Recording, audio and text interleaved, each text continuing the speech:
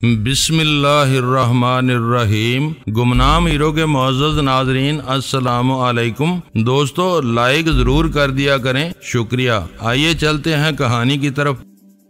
मरने वाला तो मर ही चुका था। अगर इसके बारे ज़रा नरम अल्फाज इस्तेमाल कर लिए जाते तो इसके दोबारा जिंदा होने के इम्कानात नहीं थे। फिर सिकंदर अली ने क्यों ऐसा सफाकाना रवैया इख्तियार किया? शायद वो इस तरह जहांगीर को बिलवास्ता तौर पर मोहतात रवि की अफादियत से आगाह कर रहा हो। डैनी को अफसोस होने लगा कि इसने इन दोनों की गुफ्तगू क्यों सुनी। तारक से किनारा कशी के अहकाम तो सब के लिए थे, लेकिन इसकी मौत के बाद कम अज कम कंधा तो दिया ही जा सकता था। इसने तारक के जनाजे के बारे में सिकंदर अली की हदायत सुन ली थी और इसकी हदायत का जवाब इसे वजनी महसूस हुआ था। बेखबर रहता तो दोस्त को कम अज कम अपने हाथों मट्टी तो दे आता, लेकिन अब वो तज़ब्ज़ब का शिकार हो गया था। इसे याद आया कि दरवाजे के बाहर सुर्ख बत्ती अभी तक रोशन है। इसने फौरन स्विच ऑफ कर दिया। फिर सेक्रेटरी से अखबारात मंगवा लिए। अखबारात के लिए मुकर्रब खान का कत्ल एक पुरअसरार मामा बना हुआ था, लिहाजा इन्होंने अकरब खान और तारक की हलाकत के डांडे मुकर्रब खान से मिलाने की कोशिश की थी। तकरीबन हर अखबार ने एक ही कहानी दोहराई थी, जो इन हालात में निहायत आसानी से सामने आ जाती थी। मुकर्रब खान की लाश तारक के मकान से मीलों दूर इसकी कार में मिली थी, लेकिन इसकी हालत से जाहिर था कि किसी और मुकाम पर कत्ल करने के बाद सफेद फाक्सी को लाश ठिकाने लगाने के लिए इस्तेमाल किया गया था। लाश के लिबास और खून के सूखे हुए लोथड़ों से चिपकी हुई मट्टी और घास फूस की बिना पर इब्तदा ही से शुबा किया जा रहा था कि मुकर्रब खान का कत्ल किसी ऐसे मुकाम पर हुआ होगा जहां सूखी घास बकसरत मौजूद रही होगी। फिर अकरब खान मारा गया तो मामला मजीद उलझ गया, लेकिन तारक के कत्ल होते ही पुलिस की तवज्जो इसके मकान के गिर्द अहाते में फैले हुए खजार सीधा लान पर मरकूज हो गई थी। क्यास किया जा रहा था कि तारक खुद मुकर्रब खान का कातिल था या वो कत्ल इसके इशारे पर किया गया था। इस जुर्म का कोई मुहर्रक सामने न होने के बावजूद कहानी की बुनियाद इसी मफरूजे पर रखी गई थी। अकरब खान को किसी तरह इल्म हो गया कि इसके बड़े भाई के कत्ल में तारक पूरी तरह मुलव्वस है, लेकिन तारक इंतकामी कार्रवाई के मुमकिन खतरे से वाकिफ था। जिस वक्त अकरब खान भरा हुआ पिस्तौल लेकर इसके घर के करीब पहुंचा, इसने तकरीबन अकरब को देखा और पहचानते ही इस पर गोली चला दी और आला कत्ल तलब कर दिया। तारक के मकान के ऊंचे बरामदे से अहाते की कदरे नीची दीवार की तरफ आते हुए किसी शख्स की खोपड़ी का निशाना लेना माहिरीन के नजदीक हर एतबार से मुमकिन था। मुतबादल सूरत तो ये हो सकती थी कि तारक का कोई हमदर्द बाहर से मकान की निगरानी कर रहा हो और इसने अकरब को मार डाला हो। इधर अकरब और मुकर्रब का कोई तीसरा राजदां भी था जो इनसे इस कदर करीब था कि दोहरे कत्ल पर मुश्तिल होकर किसी खतरे की परवाह किए बगैर तारक के घर में घुसा और इसे हलाक करके रात के अंधेरे में आसानी से फरार हो गया। तीसरे आदमी का जिक्र आते ही डैनी के जहन में जमाका सा हुआ और इसे याद आया कि जिस रात मकान की बिजली मुनक़ता होने के बाद तारक बौखलाकर जहांगीर के घर पहुंचा, इस रात इसके अहाते में B4 या इसके किसी आदमी ने मुकर्रब खान को ठिकाने लगाया था, जबकि तारक ने अंधेरे मकान से फरार होते हुए अपने अहाते में कम अज कम 3 सायों को उछलकर झाड़ियों में रुपोश होते देखा था। मुकर्रब खान और इसके बाद अकरब खान जहन्नम वासिल हो चुका था, लेकिन तीसरा अभी बाकी था। गैर इरादी तौर पर डैनी की मुठ्ठियां बेंच गईं। इसकी दानिश में वही तीसरा आदमी तारक का कातिल था और इसने ये हरकत ईसा के इमा पर की थी। इसने अपने तौर पर ईसा खान की गोशमाली का मुसम्मम इरादा कर लिया। इसने फैसला कर लिया था कि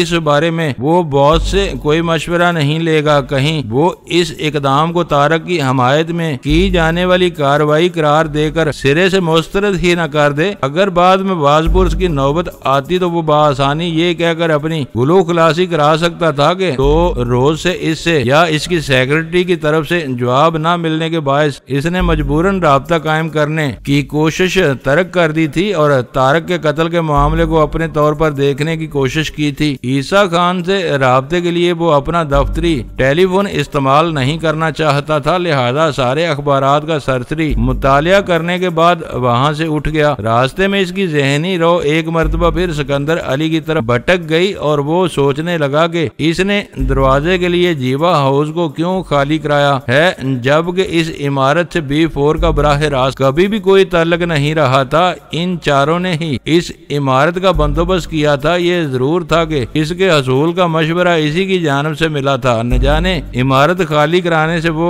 क्या मकसद हासिल करना चाहता था। डैनी को मुबहम सा ख्याल पैदा हुआ कि कहीं सिकंदर अली इस इमारत को वाकई बाग न कराना चाहता हो ताकि अपने मातहतों के ख्यालात से वाकफियत हासिल कर सके। मगर डैनी ने कच्ची गोलियां नहीं खेली थी। इसे बॉस की जगह संभालने का ख्वाब देखते हुए एक तवील मुद्दत गुजर गई थी, लेकिन इसने कभी अपने दिल की बात किसी पर जाहिर नहीं की थी। और जाहिर भी क्या करता, वो खुद बॉस की शख्सियत से ला इल्म था। वो तो गजाला से एक बहाना बनकर इसकी फैक्ट्री में ना पहुंची होती तो शायद वो अभी तक बॉस के राज से बेखबर होता।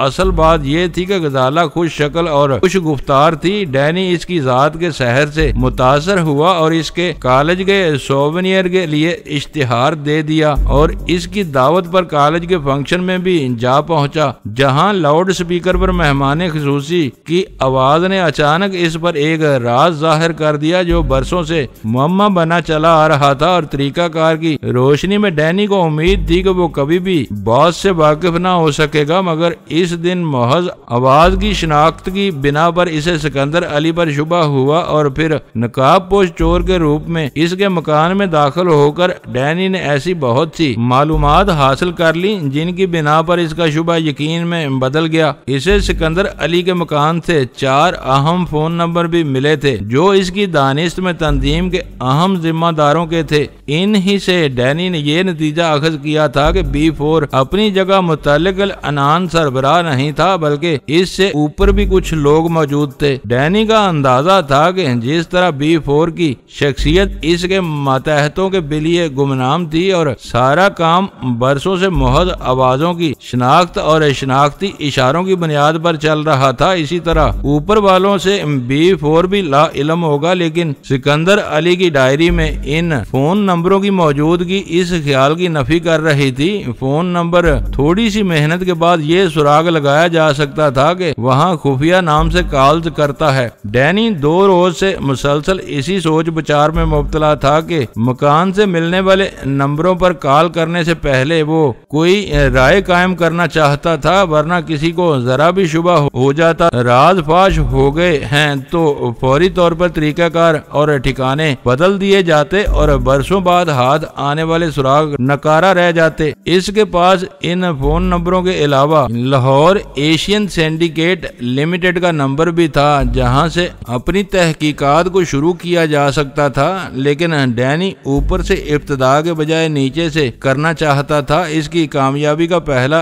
जीना सिकंदर अली था। लंबी छलांग लगाने की कोशिश में वो मुंह के बल गिर सकता था। इसने पुख्ता इरादा कर लिया कि तारक के कातिल का मामला तय करने के बाद वो इस अहम काम पर अपनी सारी तवज्जो मरकूज कर देगा। ईसा खान सख्त परेशान था। खौफ और तशवीश के बायस इसकी रातों की नींद उड़ गई थी, जिसका इजहार इसकी वरम आलूद सुरख आंखों से हो रहा था। आमदनी में इजाफे और लालच में इसने जिस काम का आगाज बहुत सहल और महफूज समझकर किया, इसके अंजाम ने इसका सुख चैन बर्बाद कर दिया था, क्योंकि इसकी कलील मुद्दत में कम अज कम 5 इंसानी जानें इस गोरख धंधे की भेंट चढ़ चुकी थीं। अपने ट्रकों के जरिए आजाद कबायली इलाकों से गाहे गाहे चर्स मंगवाकर माकूल नफा पर मुकामी बाजार में फरोख्त करते हुए ईसा खान ने कभी ऐसी बेहिमाना खूनरेजी के बारे में सोचा भी नहीं था। इसका ख्याल था कि कभी सितारे गर्दश में ही आ ही गए तो ज्यादा से ज्यादा माल की खेप पकड़ी जाएगी। इसकी जिम्मेदारी मुतलका ट्रक ट्रक पर मामूर अपने मुलाजमीन के जिम्मे लगाकर खुद बरियोल जिम्मा हो जाएगा। फिर इसे बाजार में चर्च के थोक और खोरदा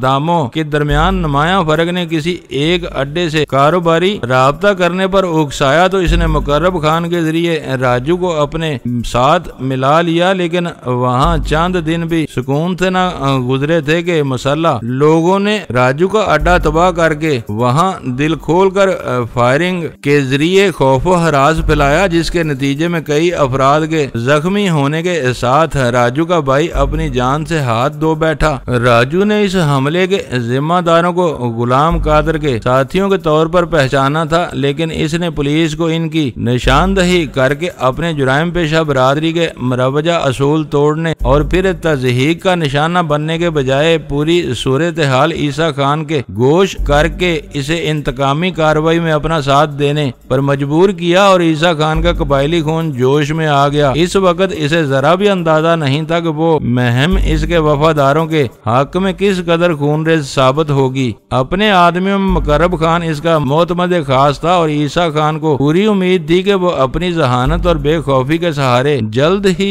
रिपोश गुलाम कादर का सुराग लगा लेगा। मुकर्रब खान कई दिन शहर में धक्के खाता रहा, फिर एक रोज ईसा खान से इजाजत लेकर इसके पास मुलाजम अपने छोटे भाई अकरब खान और एक दोस्त सुल्तान शाह को साथ ले गया। मूसा खान के इस्तफसार पर इसने निहायत एतमाद से बस इसी कदर बताया कि वो अगले 24 घंटों में गुलाम कादर को इसके बिल से घसीट कर इसके कदमों में ला डालेगा, फिर इसके अंजाम का इन्हिसार ईसा खान की मर्जी पर होगा। लेकिन गुलाम कादर की तलाश में इस रात मुकर्रब खान वापस न लौट सका और सुबह इसकी लाश मिलने की इतला आ गई। ईसा खान को इस सानहा के बाद अकरब खान से पता चला कि पिछली शाम वो दोनों मुकर्रब खान के साथ एक मकान की बिजली मुनक़ता करके एक मकान के अहाते में दाखिल हुए थे। मुकर्रब खान का इरादा था कि अंदर घुसकर वहां रहने वाले से कुछ बाज पुरस करे, मगर वो नौबत आने से पहले ही इसका शिकार खतरा भांप कर घर से भाग निकला और मुकर्रब खान ने इसके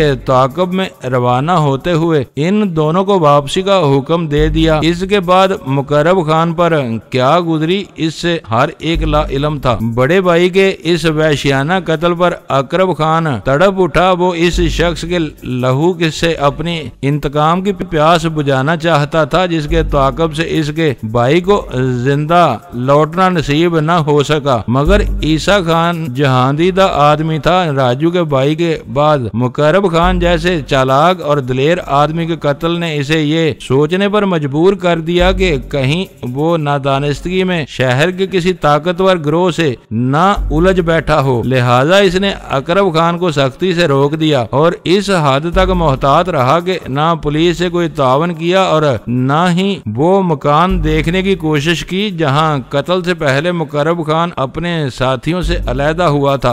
बात ये नहीं थी कि इसे मुकर्रब खान की हलाकत पर अफसोस नहीं था। इसके कत्ल पर इसे यूं महसूस हुआ था जैसे वो अंदर से याक खोखला हो गया हो और इसकी अजीज तरीन हस्ती इससे छीन ली गई हो। मगर इस सदमाती कैफियत में भी वो अच्छी तरह जानता था कि इसकी कोई भी कोशिश मुकर्रब खान जैसे काबिल एतमाद मुलाजम के एतलाफ का अजाला नहीं कर सकेगी, बल्कि इंतकाम के जज्बे में सरजद होने वाली कोई भी बेएहतियाती खुद इसे भी ले डूबेगी। अगर कत्ल के बारे में इस शख्स पर शुबा जाहिर किया जाता जिसके ताक़ब से मुकर्रब खान वापस न लौट सका था, तो तफ्तीशी अफसरान इस शुबे के महरकात जानने के सिलसिले में तीखे सवालात करते और अपनी पोजीशन को बचाना ईसा खान के लिए दुश्वार हो जाता। मगर ये जुबान बंदी भी कत्ल खून रेजी का सिलसिला दराज होने से न रोक सकी। मक्खन खान ने अपने तौर पर सही अंदाजा लगाया था, मगर ईसा खान के दो टोक रवैये ने इसे मायूस होकर लौटने पर मजबूर कर दिया था। मगर इसी रोज मक्खन खान बेरहमी से मार डाला गया। फिर अकरब खान की खबर आई तो ईसा खान पर दहशत तारी होने लगी। इसे यकीन होने लगा कि इन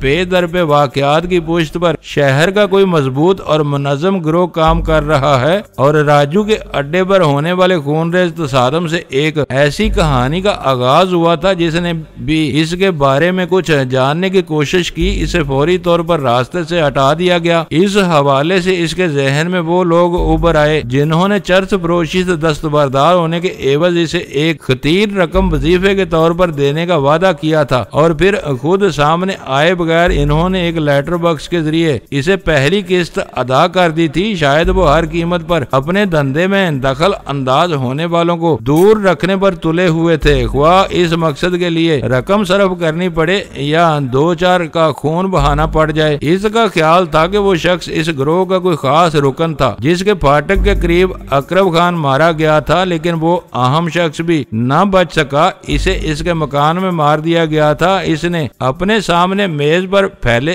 अखबार को यूं खौफजदा निगाहों से देखा जैसे वो इसकी मौत का परवाना हो। इसके 2 मुलाजमीन मारे जा चुके थे, लिहाजा पुलिस अफसरान तफ्तीश के सिलसिले में इसे खासी अहमियत दे रहे थे। दूसरी तरफ अखबार वाले इन वारदातों के पूरे पस मंजर से लाइलम होने के बावजूद किसी ऐसे तीसरे शख्स की मौजूदगी के इम्कानात जाहिर कर रहे थे जो न सिर्फ तारक का कातिल था बल्कि इन वाकयात पर पूरी तरह रोशनी भी डाल सकता था। ईसा खान के नजदीक ये क्यास आराइयां बेबुनियाद थीं, लेकिन तीसरे आदमी के तस्करे पर इसका जहन सुल्तान शाह की तरफ मबजूल हो गया था। सुल्तान शाह मुकर्रब खान का गहरा दोस्त जरूर था, लेकिन दोस्ती की खातिर कत्ल जैसे जुर्म का इर्तिकाब नहीं कर सकता था। ईसा खान को खौफ था कि कहानी के किरदारों में सिर्फ सुल्तान शाह ही जिंदा बचा था और मुजरिम खासे बाखबर मालूम होते थे। अगर इन्हें भनक भी मिल जाती के तारक वाले मामले में सुल्तान शाह भी मुकर्रब खान का शरीके कार था तो वो हर कीमत पर इसे भी हलाक करने पर तुल जाते। अपने 2 मुलाजमों की हलाकत पर वो बहुत दिल बर्दाश्ता था। सुल्तान शाह भी नामालूम कातलों का निशाना बन जाता तो शायद इसकी सारी ज़हनी सलाहियतें भी जवाब दे जाती और वो आसानी से पुलिस की बेरहमाना पूछगिछ में फंस जाता। इसने अखबार समेटते हुए फैसला किया कि वो सुल्तान शाह को सरहदी इलाकों की तरफ जाने वाले पहले ट्रक से रवाना कर देगा ताकि वो अपने कबीले में कुछ अरसा गुजार कर कातलों की दस्तबुर से बचा रह सके। इसने सुल्तान शाह की तलबी के लिए किसी को पुकारा ही था कि अचानक फोन की घंटी चीख उठी और ईसा खान ने रिसीवर उठा लिया। दूसरी तरफ से बोलने वाले ने शायद ईसा खान की आवाज पहचान ली, क्योंकि इसके हेलो कहते ही दूसरी तरफ से एक अजनबी आवाज उभरी थी। मुझे हर कीमत पर तीसरा आदमी दरकार है ईसा खान। अगर आज रात इसे मेरे हवाले ना किया गया तो मैं तुम्हारी ईंट से ईंट बजा दूंगा। कौन तीसरा आदमी? इस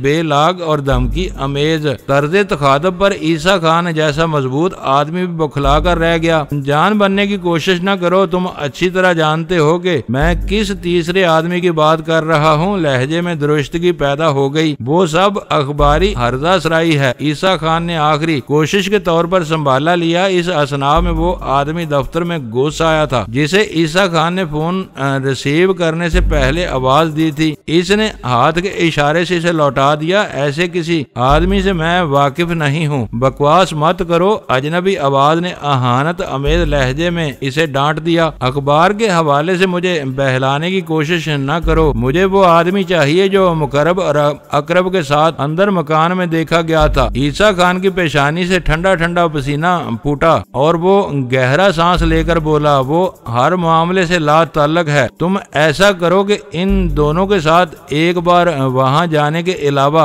इसका कोई किरदार नहीं था। इसके हाथ साफ हैं। ये सब मैं खुद मालूम कर लूंगा। तुम्हें वकालत करने की कोई जरूरत नहीं है। लेकिन वो यहाँ मौजूद नहीं है। कल रात पेशावर के लिए जाने वाले ट्रक के साथ चला गया। ईसा खान ने धड़कते हुए दिल के साथ झूठ बोला। वो फोन पर अजनबी की गजबनाक गुर्राहट उभरी। इसे पताल में भी ना छोड़ूंगा। नाम क्या है इसका? सुल्तान शाह। ईसा खान शिकस्त खुर्दा लहजे में बोला, वो मेरे यहाँ क्लीनर है। पेशावर में वो कहाँ मिल सकेगा? पार्टी का माल उतरवा कर वो अपने गांव चला जाएगा। पेशावर में इसका कोई ठिकाना नहीं है। गांव का नाम क्या है? ये मुझे नहीं मालूम। इस बार ईसा खान के लहजे में सच्चाई का एतमाद झलक रहा था। मैंने इसे किसी की सिफारिश पर मुलाजिम रखा था। बस इतना मालूम है कि इसका तल्लक सद्दूजई कबीले से है। शायद इसी हवाले से इसका पता चल सकेगा। दूसरी तरफ से मजीद कुछ कहे बगैर सिलसिला मुनक़ता कर दिया गया और ईसा खान रिसीवर क्रेडल पर पटक कर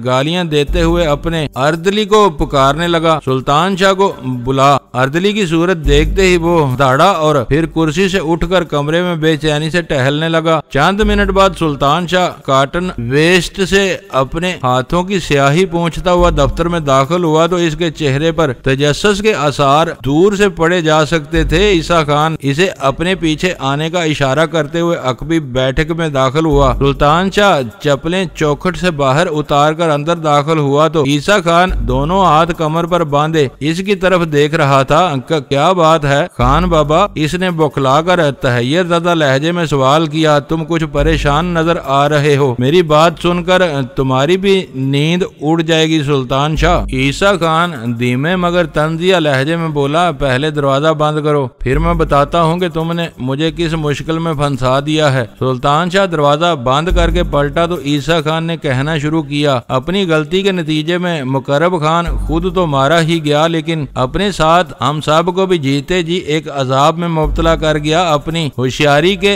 जोम में इसने आखिर तक मुझे हवा न लगने दी कि वो शहर में क्या करता फिर रहा है। इस रात तुम तीनों इस अंधेरे मकान में इकट्ठे देख लिए गए थे, जिसके नतीजे में पहले मुकर्रब और फिर अकरब मारा गया। अब वो तुम्हारी तलाश में हैं। बुरी खबर सुनाई तुमने खान बाबा? सुल्तान शाह खौफजदा हुए बगैर सपाट लहजे में बोला, तुम्हारे ही हुक्म पर मैं मुकर्रब खान के साथ गया था, अब जो हुक्म दोगे इसी पर अमल करूंगा। वैसे मौत का एक वक्त मुकर्रर है, जिस वक्त और जैसे लिखी हुई है आकर रहती है। मैं बुज़दिल नहीं हूँ, बुज़दिल और मसलहत में बड़ा फर्क होता है। सुल्तान शाह ईसा खान ने नरम लहजे में इसे समझाने की कोशिश करते हुए कहा, दुश्मन पर्दे में है और हम इसके खुले निशाने पर हैं, कुछ पता नहीं वो कब वार कर जाए। तुम्हारे बारे में मेरा मशवरा ये है कि तुम अभी तैयार होकर फौरन स्टेशन चले जाओ और जो गाड़ी मिले ये शहर छोड़ दो, इसी तरह तुम इनकी गिरफ्त में आने से महफूज रह सकोगे। मगर खान बाबा मैं किराया कहाँ से लाऊंगा? ये लो। ईसा खान ने जेब से 100 के 5 नोट निकालकर इसकी तरफ बढ़ाते हुए कहा, हमारे दुश्मन दरिंदगी पर उतर आए हैं, इंसानी खून की ये अरजानी अब मेरी बर्दाश्त से बाहर है। तुम इनसे बच गए तो मैं इसे अपनी जीत समझूंगा। सुल्तान शाह ने नोट खामोशी से जेब में डाल लिए। गुजारे के लिए कुछ और मिल जाए तो मैं एहसानमंद रहूंगा। खान बाबा इधर नौकरी जरा मुश्किल ही से मिलती है। ईसा खान ने मजीद 500 रुपया इसके हवाले कर दिए। एक मुहिम सा इम्कान डैनी के जहन में भी था कि तीसरा शख्स शहर ही से न निकल गया हो, लेकिन ईसा खान ने जिस लबो लहजे में सुल्तान शाह की शहर से रवानगी की इतला दी, इसने डैनी को मशकूक कर दिया। ईसा खान ने इसकी पिछली रात रवानगी का जिक्र करके ये तासर देने की कोशिश की थी कि सुल्तान शाह तारक के कत्ल की वारदात रूनुमा होने से पहले शहर से बहुत दूर निकल चुका था, लेकिन डैनी को ये बात बिल्कुल गलत महसूस हुई थी। इसने ईसा खान को मुख्तसर तरीन मोहलत देने के इरादे से इसके दफ्तर के करीबी बूथ से इसे फोन किया था और कॉल खत्म करते ही इसके करीब एक ऐसी जगह अपनी कार पार्क की थी जहां से वो दफ्तर और इससे मुल्हिका नीम पुख्ता वर्कशॉप पर नजर रख सके। इसका अंदाजा था कि अगर सुल्तान शाह इस वक्त तक वहीं मुकीम था तो ईसा खान इसे फौरी तौर पर दफ्तर बल्कि शहर से निकाल देने की कोशिश करेगा। वो वहां बैठा खासी देर तक सोचता रहा कि सुल्तान शाह के बारे में किस तरह अपनी कार्रवाई का आगाज करे, क्योंकि वो तो इसकी शक्ल तक से वाकिफ नहीं था। अगर इसका मतलूबा आदमी इसके सामने से भी गुजर जाता तो वो इसे पहचानने के काबिल नहीं था। आखिरकार इसे एक अनोखी तदबीर सूझ ही गई और वो कार का इंजन स्टार्ट करके वहां से रवाना हो गया। चंद मिनट बाद वो एक मर्तबा फिर पब्लिक बूथ से ईसा खान के दफ्तर का नंबर मिला रहा था। ईसा खान गुड्स ट्रांसपोर्ट कंपनी। सिलसिला मिल जाने पर इसने भारी लहजे में सवाल किया और इस बात में जवाब मिलते ही ईसा खान से बात करने की ख्वाहिश का इजहार कर बैठा। हालांकि ईसा खान की आवाज वो पहचान गया था। मैं ईसा खान ही बोल रहा हूँ बाबा। इसकी आवाज से उकताहट आया थी। मैं क्राइम्स ब्रांच का इंस्पेक्टर यूसुफ बोल रहा हूँ। अभी अभी किसी ने तुम्हारे आदमी सुल्तान शाह को गोली मार दी है। इसकी जेब से मिलने वाले एक कागज पर इसका नाम और तुम्हारा पता मिला है। तुम फौरन पहुँचो ताकि लाश की शिनाख्त के बाद अगली कार्रवाई की जाए। मगर सुल्तान शाह तो यहाँ मौजूद है। ईसा खान का तहैयर अमेज इज़तरारी जवाब सुनाई दिया और डैनी के लबों पर फातहाना मुस्कुराहट फैल गई। तो फिर मरने वाला इसका कोई शनासा होगा। डैनी ने बेपरवाना लहजे में उजलत से कहा, मौजूद है तो इसे भी साथ लेते आओ। लाश ककरी ग्राउंड के नुक्कड़ पर पड़ी है। मेरी तबीयत खराब है। ईसा खान की आवाज में इज़्मलाल सिमट आया, मगर मैं आ रहा हूँ। फिर जब ईसा खान की कार 2 मुसाफिरों को लेकर ककरी ग्राउंड की तरफ रवाना हुई तो ट्रैफिक के हजूम में डैनी की कार इसके पीछे लगी हुई थी। ईसा खान ड्राइविंग सीट पर विराजमान था। इसके पहलू में एक सेहतमंद नौजवान बैठा हुआ था। ककरी ग्राउंड के नजदीक पहुंचकर ईसा खान की कार की रफ्तार सुस्त हो गई। शायद वो इंस्पेक्टर यूसुफ की बताई हुई जाए वारदात तलाश कर रहा था। फिर मैदान साफ देखकर शायद यक बयक इसकी अकल ठिकाने आई और इसने अपनी कार तेज कर दी। इसकी ड्राइविंग में रूनुमा होने वाली तब्दीली से जाहिर था कि वो धोखे का एहसास होते ही खौफजदा हो गया था। ली मार्केट पर एक जगह ईसा खान की कार रुकी और दूसरे मुसाफिर को उतार कर आगे बढ़ गई, लेकिन अब डैनी की तवज्जो कार के बजाय इससे उतारे जाने वाले सेहतमंद नौजवान पर मरकूज थी, जिसके हाथ में एक पोटली भी मौजूद थी जिसे लटकाए वो आहिस्ता आहिस्ता बस स्टॉप की तरफ जा रहा था। ईसा खान ने धोखे का एहसास होते ही जिस तरह अपने नौजवान साथी से पीछा छुड़ाया था, इससे जाहिर हो रहा था कि नौजवान अपनी जात को दरपेश संगीन खतरे से पूरी तरह बाखबर नहीं था, वरना यूं आसानी से खुली फजा में अपने दुश्मन के मोहलक वार का निशाना बनने के लिए न उतर पड़ता। बस स्टॉप की तरफ भी वो सर झुकाए अपनी धुन में मगन बढ़ा चला जा रहा था, जैसे इसे अपने गर्दोपेश से कोई खतरा लाहक न हो। डैनी ने सुस्त रफ्तारी से कार आगे बढ़ाते हुए नौजवान के पहलू में रोक दी, फिर इसे सुल्तान शाह कहकर पुकारा तो वो चौंक पड़ा। डैनी ने मुस्कुराते हुए झुककर अपने बराबर वाली निशिस्त का दरवाजा खोल दिया और नौजवान की हैरत को नजरअंदाज करते हुए आहिस्ता से बोला, बैठ जाओ, मैं ईसा खान की तरह कदर नाशनास नहीं हूँ, हीरे और पत्थर का फर्क जानता हूँ। मगर भाई साहब, मैं आपको नहीं जानता। नौजवान मुतज़ब्ज़ब था। दोस्त हूँ और तुम्हारी मदद करना चाहता हूँ। डैनी मुस्कुराया और नातजर्बाकार नौजवान अपनी जिस्मानी बर्तरी के घुमांड में बेपरवाना अंदाज में सर झटक कर कार में सवार हो गया। इसने पुरशोर अंदाज में दरवाजा बंद करके गोया डैनी पर अपनी कुव्वत का इजहार किया था। कैसे दोस्त, और क्या मदद करना चाहते हो? कार हरकत में आने के कई मिनट बाद भी जब डैनी खामोश रहा तो सुल्तान शाह ने खुद ही सुकूत तोड़ दिया। ईसा खान तुमसे पीछा क्यों छुड़ाना चाहता था? डैनी ने इसकी तरफ देखते हुए सवाल किया। इसका ख्याल है कि कोई मुझे मारना चाहता है, मगर तुम इसे कैसे जानते हो? नौजवान ने पूरे एतमाद लहजे में कहा। कभी दोस्ती हुआ करती थी हमारी। डैनी ने गोलमोल सा जवाब दिया। तुम्हें मारने की कोई वजह भी रही होगी। वजह? सुल्तान शाह ने गौर से इसकी तरफ देखा, फिर बोला, तुम्हारे कपड़े कायदे के हैं, देखने में शरीफ आदमी लगते हो, लेकिन जिस तरह मरने मारने की बातें कर रहे हो इससे पता चलता है कि इतने शरीफ नहीं हो। क्या मतलब? डैनी ने चौंक कर सवाल किया। मैंने वजह पूछी थी, अपनी शराफत के बारे में तुम्हारे राय नहीं पूछी थी। अगर शरीफ आदमी हो तो मुझे यहीं उतार दो। सुल्तान शाह ने संजीदगी से कहा, मैं अपनी वजह से तुम्हें किसी मुसीबत में डालना नहीं चाहता, और अगर दूसरी लाइन के आदमी हो तो मैं खुशी से तुम्हें हर बात बताता चला जाऊंगा। दूसरी लाइन का आदमी समझो मुझे। डैनी ने कार की रफ्तार बरकरार रखते हुए कहा। इसे सुल्तान शाह का दो टोक अंदाज बहुत पसंद आया था। मैं 7 जमात पढ़ा हुआ हूँ, सुल्तान शाह बताने लगा। दिल में अमीर बनने की ख्वाहिश लेकर कराची आया था, मगर यहाँ मर्जी का कोई काम नहीं मिला तो ईसा खान के पास नौकरी कर ली। एक दिन मुकर्रब खान मुझे और अकरब खान को साथ लेकर किसी के घर में जा घुसा था। फिर वो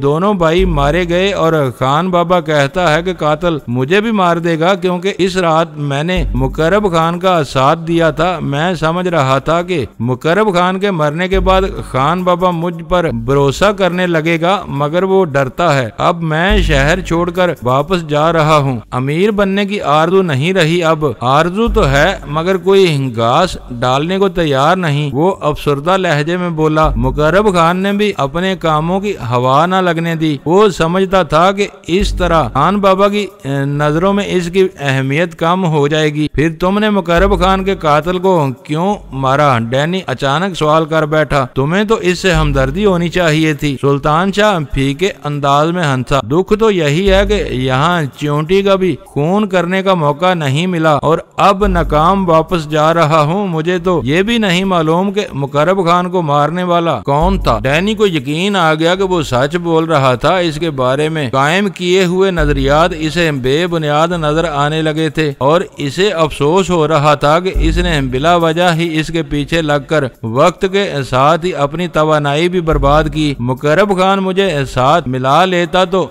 दोनों बहुत फायदे में रहते। सुल्तान शाह कह रहा था। वो पेशावर का रहने वाला था। मेरा गांव कबायली इलाके में है। वहाँ मेरे चचा का लड़का लेबॉर्ट्री चला रहा है, इसे गोरे माल ले जाते हैं। हम लोग भी हीरोइन लाकर यहाँ बेचते तो बहुत नफा मिलता। दोस्तों वीडियो को लाइक जरूर कर दिया करें। ISI पाक आर्मी जिंदाबाद, पाकिस्तान पाइंदाबाद। मुअज़्ज़ज़ नाज़रीन, अपना ख्याल रखिएगा और अपने इस चैनल का भी शुक्रिया।